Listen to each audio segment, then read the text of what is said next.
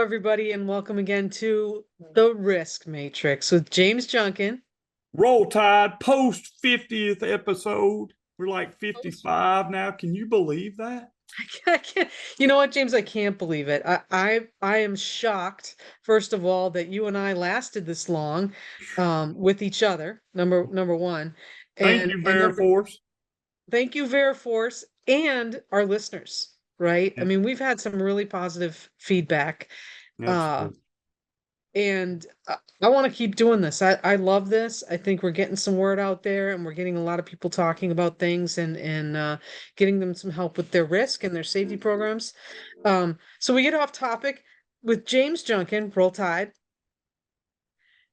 and myself, Dr. Martin. And again, a 50th episode, fantastic. Come on into the Risk Matrix with us. Today we're going to talk about an article that came out in Safety Science. But before we do that, James is going to read us in. Well, this episode of the Risk Matrix, powered by Veriforce, is sponsored by Veriforce's newest instructor-led course, Lockout Tagout Authorized and Effective Persons Training. The failure to properly isolate energy has led to thousands of injuries and fatalities each year. Lockout tagout violations are number 6 in the most frequently cited standards by OSHA. So enter lockout tagout for authorized persons and effective persons, Veriforce's newest program. Using an instructor-led approach, this course is focused on reducing SIFs among workers. To learn more about Veriforce's newest course, email trainingsales@veriforce.com. I'm really excited about that course, Dr. Martin. You and I I am both excited about that consulted on course. that. You and I were both involved in that course. Absolutely. And it's super a super course for people to keep up to date on things and to really have their skill set kind of cemented. So highly recommend it, not just because James and I authored a good portion of it, but also because it's a fantastic course. So check that out, Lockout Tagout by Veriforce. So James, I sent you an article, You did. and You, I think you are right in saying that this is an outstanding article. The article's name is A Case of Collective Lying: How Deceit Becomes Entrenched in Organizational Safety Behavior. First of all, I like the fact that they say organizational. They could take the safety out of there, organizational behavior, period, right? But right. organizational safety behavior, which is right in our wheelhouse of risk. And this came out from some researchers at a couple of universities in Australia, which I'm not surprised, and the Center for Catastrophic Risk Management at University of California, Berkeley. Okay. So if you would, I know you read the article, uh, give us a snapshot of what you saw when I sent this to you and you read it. Well, one of the things that my key takeaways, the title really grabbed me, right? My doctoral research focuses a little bit around organizational deceit, right? And where I find it most often is in pre-qualification questionnaires, where people are asked, do you do training? Do you do safety meetings? Do you Check, check, check. check? Yes, yes, yes, yes, yes. But when I go in the field to do assessments, I've got a huge assessment going on right now. They're all yeses, but when I check them out, they're no, no, no, no, Hmm. no, no. Or What are you deficient. talking about? Yeah, You yeah. know, so they're really, it's an issue. It's an issue. And so I thought it was really cool in this article for them to first dissect the type of lies and associated motivations. So within Okay. the article, they went back and did a very strong literature review. The first type of lie is principled, to protect others for harm, right? So where do we see that a lot inside a safety management system and organizational safety? I'll let you respond to that. Where do you find most people tell a little white lie, if you will, to protect others from harm? Well, I mean, I see it a lot with safety professionals in the field, when they talk about what OSHA says and what OSHA doesn't say. And, I mean, like, PPE is a good example. There are PPE regulations. They're not quite what sometimes we put within our safety management system. So we might white lie and say that hard hats are required all the time, right? To enforce our code, right? To enforce whatever code we have. So I think with the regulations, sometimes we tell little white lies, protect people from harm, right? Or to make our safety program a best practices program. As a, Absolutely. And I have seen that. I've seen that. I've been on the other side I've of done it. assessments where the assessor will say, OSHA says, and I'm like, no, it doesn't. Yeah, I remember we were doing one in North Dakota for a client where the assessor was really had real strong opinions about certain industry best practices. And so he wanted us to have soil piles 4 feet away from the trench or the excavation. We had a problem with that. Sometimes we couldn't do it, have it 4 feet away. The OSHA regulation is 2. But he did say, the OSHA says 4. I'm like, wait a second, let's go look it up. And I would caution people about saying things that OSHA doesn't say, because right now, anybody can go and find the regulations with their phone and look it right. up. So that's Right on OSHA's website, right on right out OSHA's of the website. federal code regulations, So we right? tell these little white lies, they're principled lies in order to protect others from harm. Here's number 2, defensive.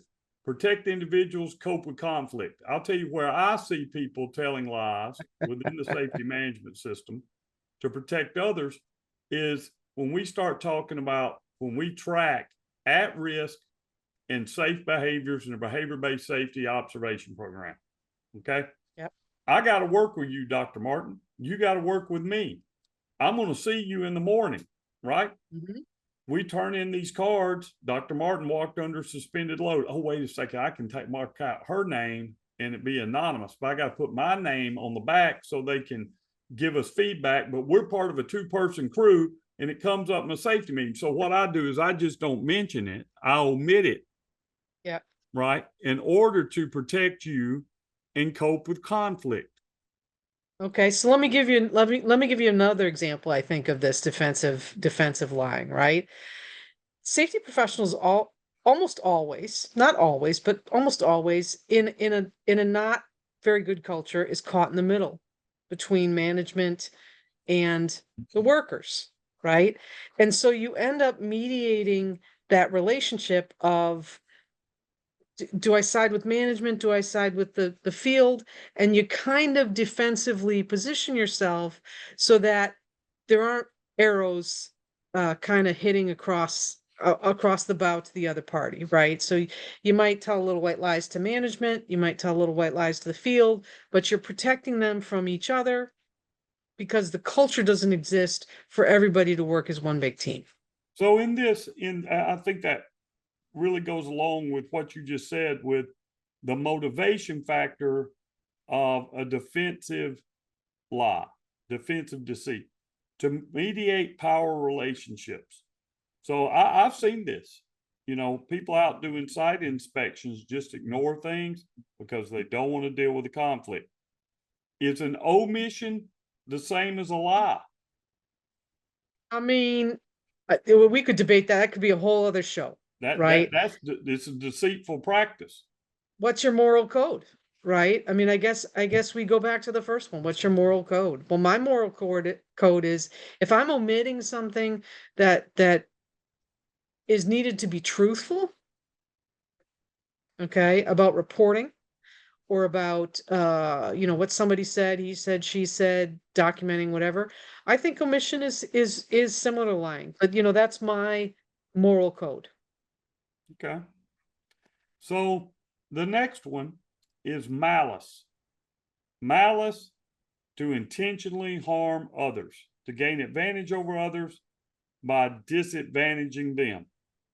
Now, I've seen this in organizations a bunch, and Okay. it's termed, sometimes it's the truth, but many times it's a lie, and I call it throwing them under the bus, right? Yep. So you Somebody's got to take the hit. You can have that in organizational culture, right? But when it's deceitful and it's not true, then it's designed to intentionally harm others. Okay. From a safety standpoint, what would be an example of a lie within the safety organization or in order to set people up for failure? Disgruntled employees saying, "Hey, I'm doing preventative maintenance." They're not doing preventative maintenance. They want you to fail. All right. Yeah. Uh, Well, I mean, if we want to go right to the core of things, sometimes disgruntled employees go right to OSHA and they complain about something that does not exist, right? And they rain down upon the system, because the culture is bad in the system. They want to hurt the company, or they want to hurt somebody I in the would say company. the most of the reported quote whistleblower reports that come to OSHA are not based on any legitimate safety concern. It's usually an employee that is disgruntled for some reason, a former employee that was terminated or suspended or something. And I think OSHA would tell you that as well. So that's another form of organizational lying. Now, the next one's material. Okay.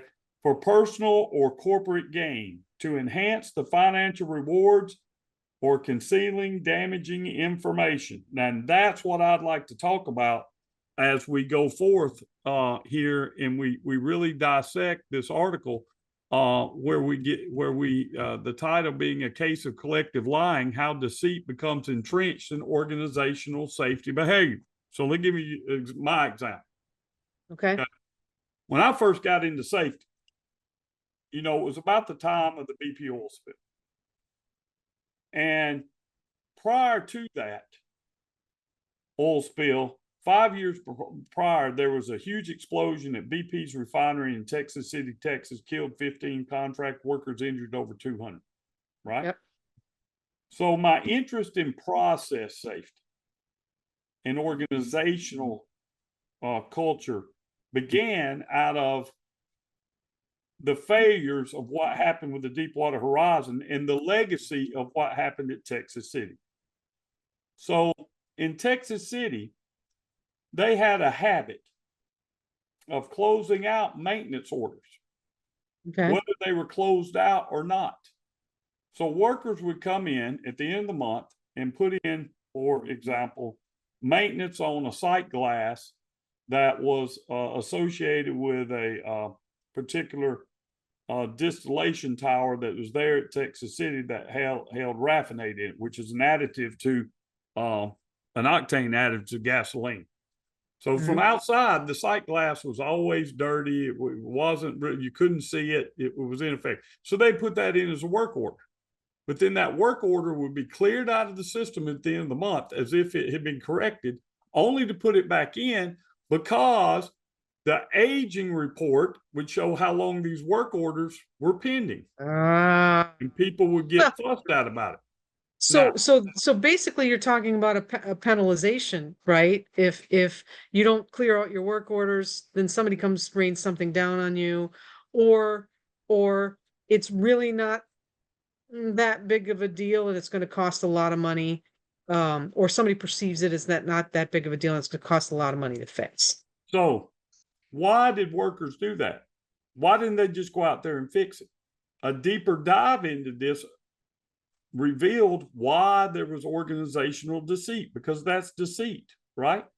I'm deceiving my management team and those up the ladder. They just look at the big graphs, numbers, how many maintenance overdue, no, we're good. Well, at the root cause of this, and at the root cause of many organizational deceits, is management decisions that have to do with staffing. Okay.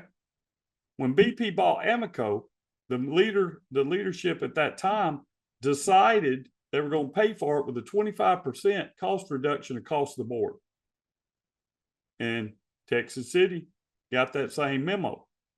So operators, you had less operators, you had less maintenance personnel. In fact, the night of the explosion, the control room operator, was filling a job. It used to be handled by 3 people, but now it was only 1, right?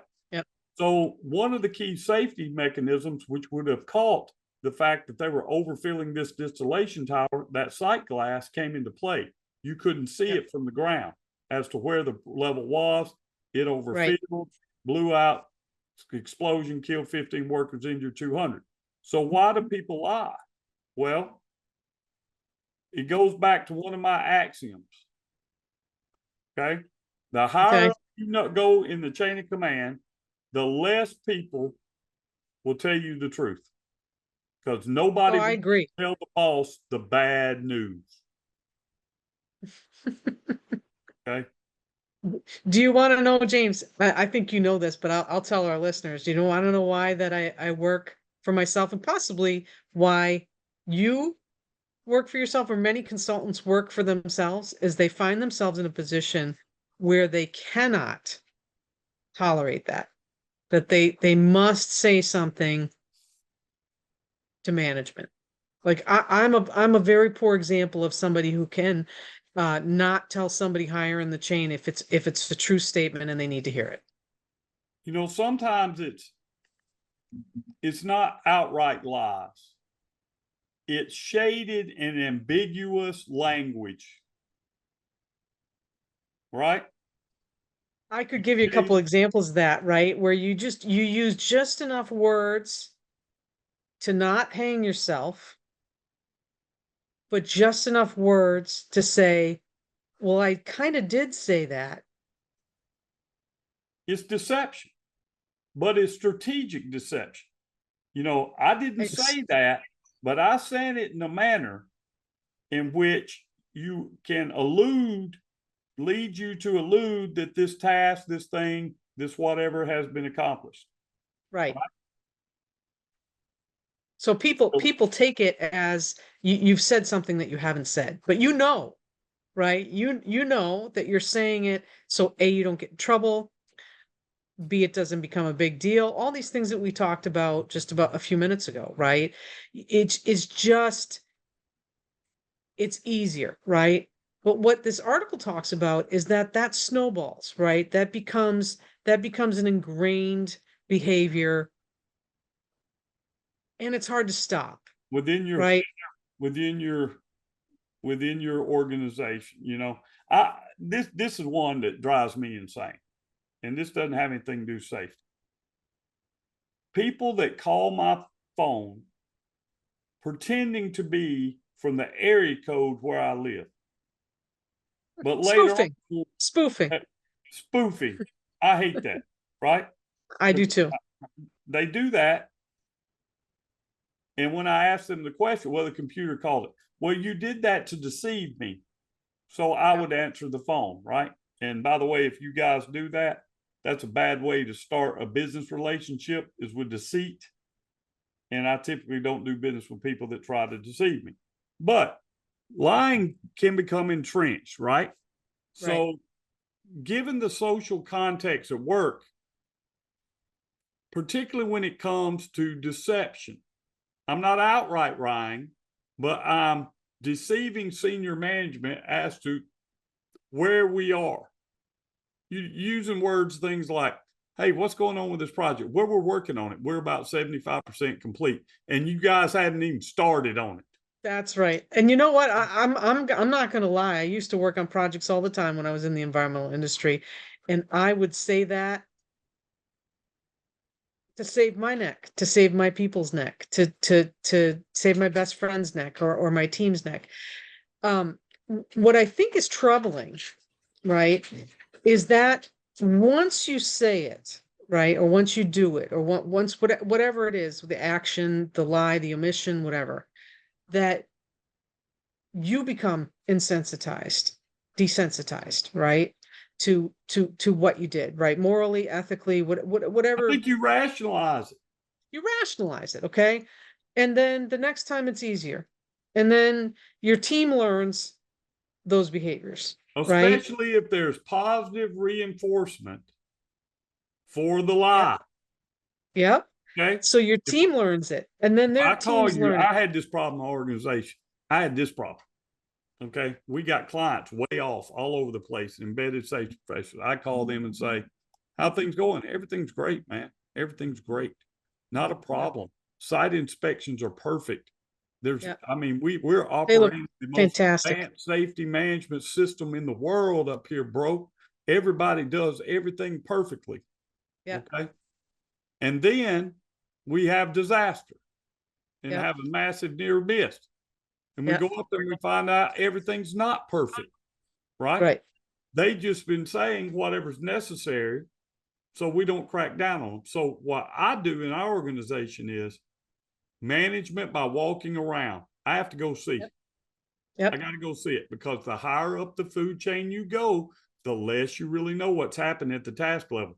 We've said this 100 times on this show, or at least 50 times since we're plus 50 on the episode. Yep. At least 50. Go to the people who do the job. Right. Ask the hard Be questions sincere. people who do the And job.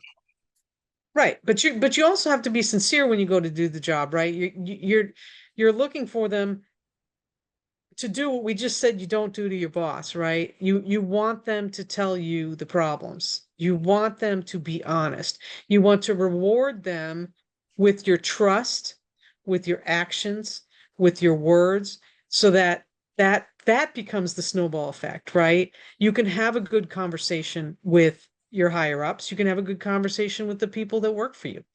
And you know, I can't tell you how many places I've worked for where it is the norm to not tell the truth.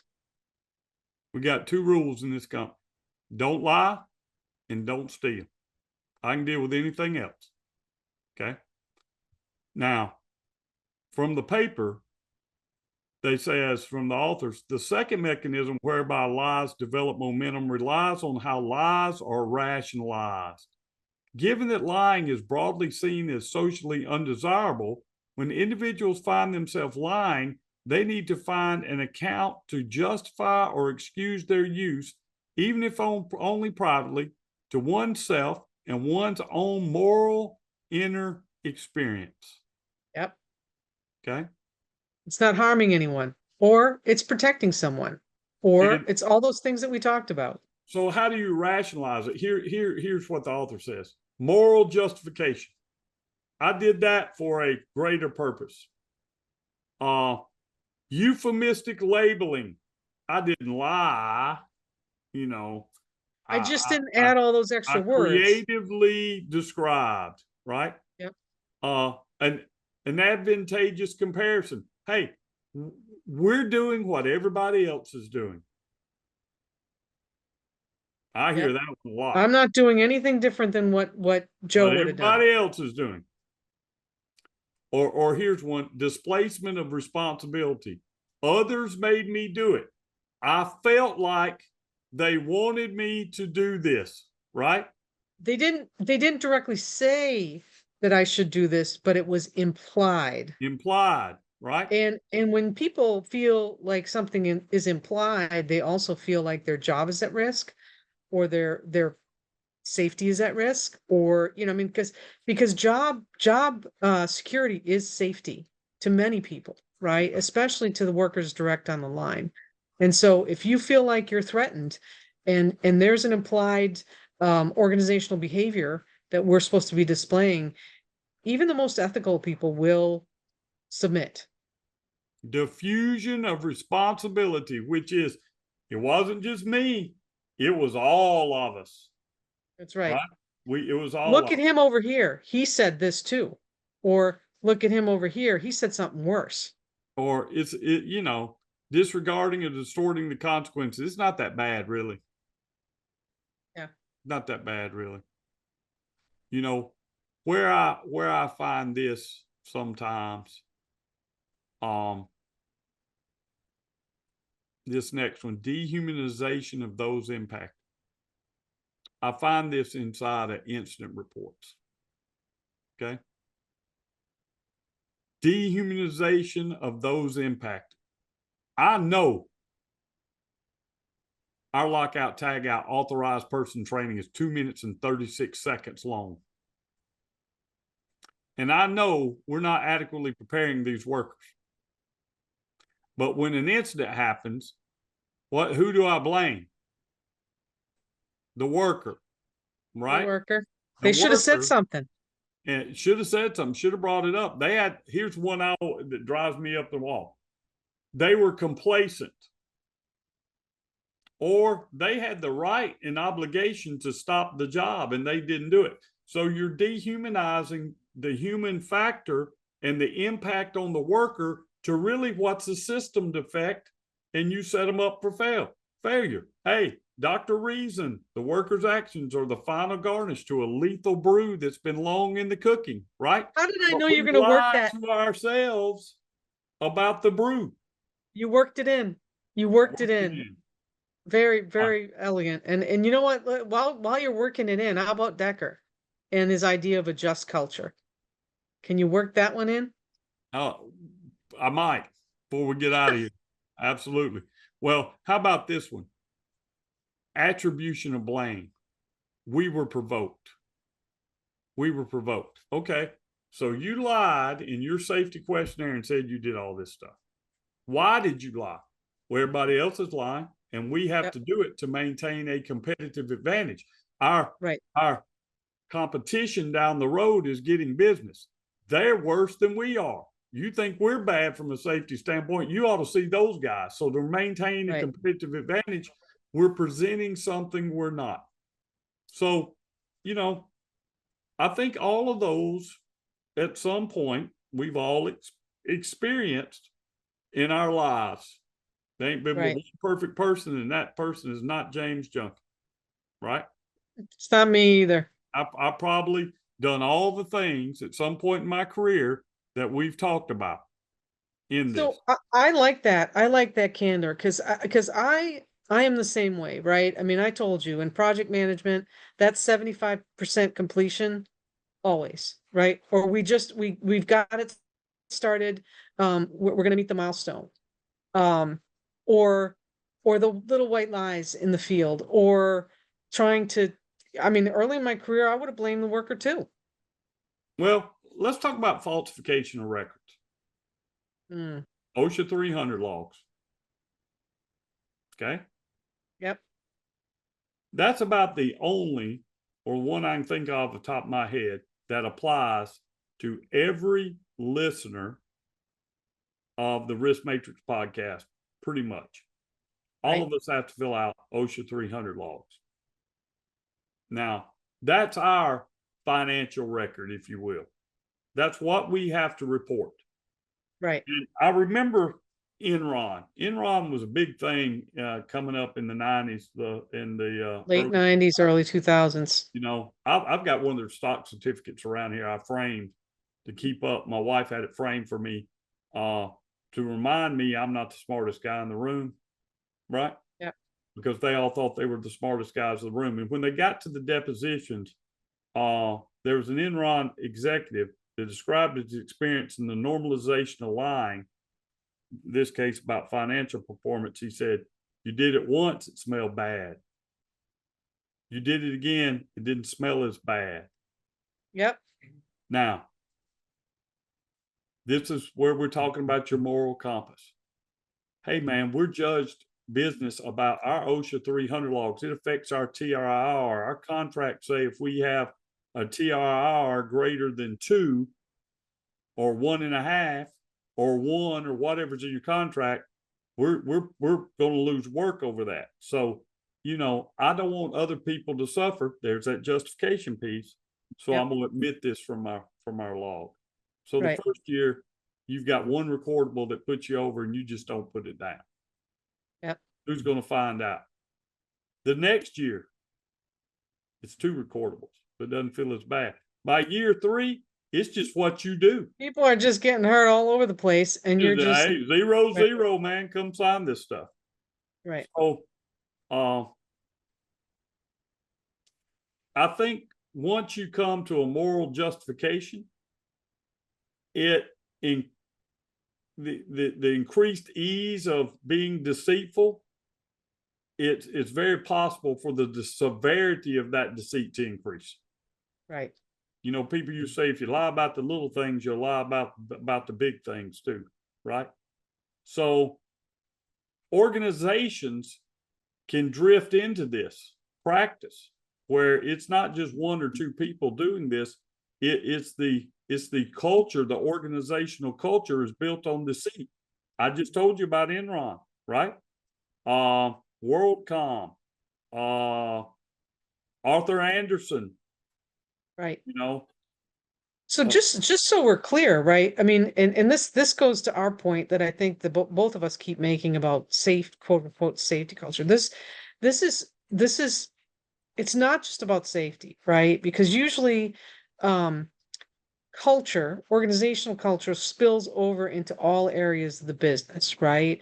It's not just safety people telling little white lies. I mean, we're using the example of like how people lie on in the safety realm because that's our wheelhouse.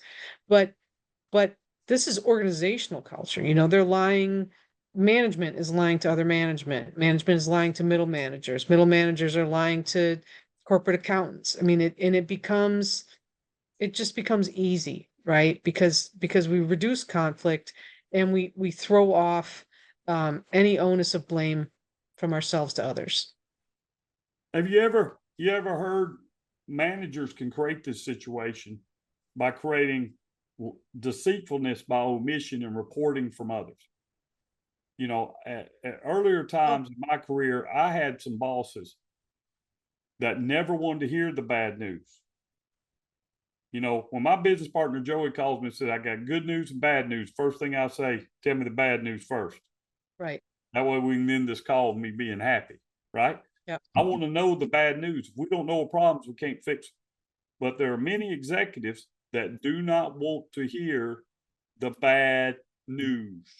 So then you have omissions, They right? don't roll it up. And then we learn from below them, why even bother?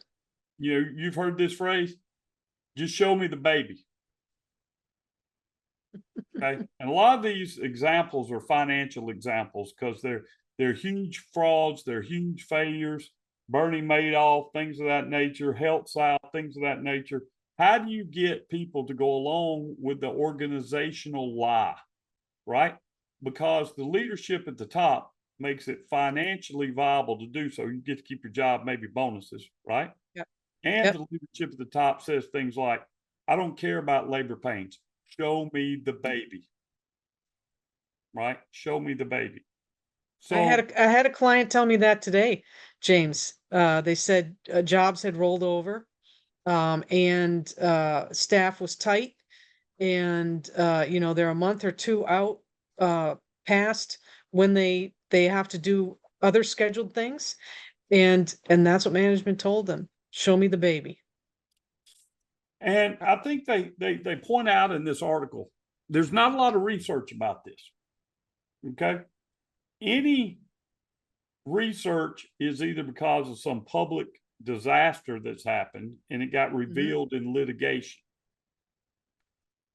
But we're doing this thing with my dissertation and we're looking at all sorts of research methods and things of that nature. Who wants to come out and say on the record in a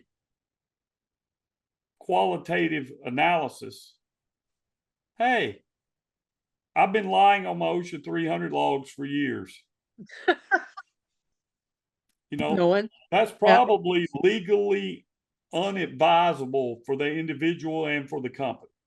So there's not been a lot of data, a lot of research on it, but I'm super interested in it because this really comes back to a thing, a book. I think Dr. Hopkins wrote it, Failure to Learn. Yep. Or Dr. Kletz. I can't remember who wrote it, but the failure to learn. And they said organizations don't have memory, people have memory. When people leave the organization, the lessons of the past are not always ingrained in them. That's why you see companies making the same mistakes and actions repeating themselves and things of that nature. But there's some interesting case studies in this article and some good analysis related to safety incidents involving inspections and the falsification of records. And as you go through that, when you start thinking about what makes good people do that, and then think about the things we talked about. Perhaps it's Right. not that big a deal, right? I'm understaffed, underpaid. I ain't got time for this. So Right. I'm just Nobody's going to do anything about it anyway. nobody's going to do anything about it. I'm trying to protect somebody. I I'm don't trying lose to protect my job. myself. I've got this quota I've got to meet. I see that all the time. Yeah. I've got a quota I've got to meet. I don't have the way to meet it, so I pencil whip whatever needs to be done. Right. Forklift inspections of whatever. And then we come back, and when it comes out and we find that that one worker, we want to get all over this worker and all. And when we find, if we dig deeper, pull the scab off, we find out it's something systematic. Right. Right. So this is going to be in your dissertation. This is actually this was a good find for your specific problem, but it really is a good find, I think, for people who think about these types of things in relationship to their organization, and how they're putting their safety management system together. Um, you know, it's not bad to think about these things. I think there's more research that needs to be done in this area. This article, by the way, is available for free. It's open source on Google Scholar. mhm. So yeah, this gets into another thing, right? People need to read. People really need to look at these things and think about them. And I feel that we need to get out of this theory space that we're in. We need to really start looking at how do we solve for this, right? And I don't think the authors really delve into like how do we solve it, right? I mean, how do we researched how to really put this to work in an organization. It's kind of like, here's what's happening, right? And that's my take from this. But I really think our listeners should take a look at this and maybe some of the other things that are coming out on organizational behavior, not just organizational safety behavior, but organizational behavior, and how we are kind of ruining ourselves, I think. Well, there is just right now, I mean, BCSP's got a big push. It's a requirement now. You have to have continuing education Ethics. on ethics in the safety profession. You talk about corporate ethics all the time. It's a focus of ESG, the governance part, the ethical part of all those things. But I think what you find is lying is a common behavior that greases the wheels of operations of Right, everyday interactions that you have. And we've right, been through this particular article. We've talked about the classifications of lying within organizations, and you know, one lie builds upon another until it becomes the entire system is rotten to the core, and right, everybody goes along with it because it's the status quo. It's what we're right. supposed to do. You know, It's just nobody easier. questioned. Nobody questioned. Well, at Enron, why do we? Okay, we've got this deal we're going to do with this huge $5.2 billion deal or something over here in India. We're going to book the sale in this month as if we got the cash, right? We've run up Mhm. all this debt. We're going to move the debt to this LLC, this special purpose entity we have over here to hide the debt. But we're going to keep all the revenue in this, and this is what we're going to report, even though not a dime has changed hands. Right. You can't tell me somebody in that organization didn't say, I don't wait, think we should do this, fellas. this don't sound right, right? But Yeah. then the next time we do it, people are getting paid bonuses of it, and it becomes part of the DNA of the organization. So my Right. message to you safety professionals is out there at this. Go those third-party verification systems and pull those pre-qualification questionnaires. The And ones where check. you fact yes on all that. Okay? Print it out. Print it out. Then go look in the mirror and say, are we doing this? And if Good you're not, question. fix it. Well, I wasn't the one that Yep. completed this. Yeah, but you're the one that said, Everybody well, does it. Everybody everybody does it. does it, right?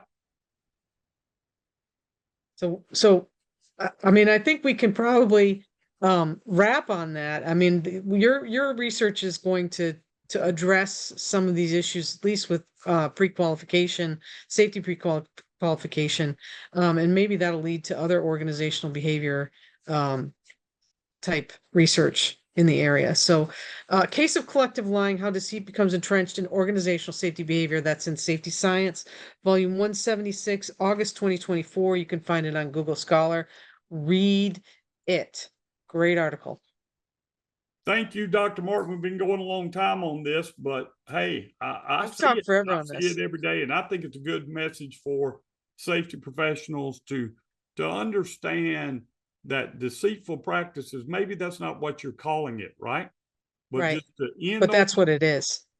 people commit deceitful practices based on moral justification via euphemistic labeling, an advantageous comparison, everyone does it or worse, displacement of responsibility, hey, this guy made me do it, diffusion of responsibility, it was all of us, disregarding or distorting the consequences, it's not really that bad, it's just a little whatever, dehumanization of those impacted, and attribution of blame. We were provoked, we had to do it, we had to do it, right? So let's end on that. Thank you to all of our listeners who tune in each week. Recently, we've celebrated 50 episodes. That's right. That's good. So crossed over 52. That's one episode a week, 52 weeks. We've been here a year. We do it for you guys. I promise you, we do it for you guys that are out there listening. And I love to get, and I'm sure Dr. Martin does as well, messages on LinkedIn about issues, about content, about, hey, this helped me in this situation, or hey, I just got a question. What do you think about that? Keep that up. Now, if you follow us, right, and you want to hear more of the risk matrix and you're a new listener, what do they need to do, Dr. Martin? Well, we drop an episode every Tuesday around lunchtime, and it drops on the Veriforce. It drops on LinkedIn, first of all, and we're tagged on the Veriforce page. We're also on our own pages, we post it, and other pages. Then you can listen to us on the Veriforce YouTube page, okay, and Spotify. So what you have to do is you have to go and like us, subscribe, so that gives you a notification every week when we drop that episode. It goes right into your Spotify box, and it also will tell you what we're talking about, and you can listen to us anytime in the car. You can watch us on the YouTube if you really like to see us chit chat. But go like and subscribe, and keep helping us bring workers home safe from high hazard jobs. Thank y'all. Till next time, bring those workers home safe. Out.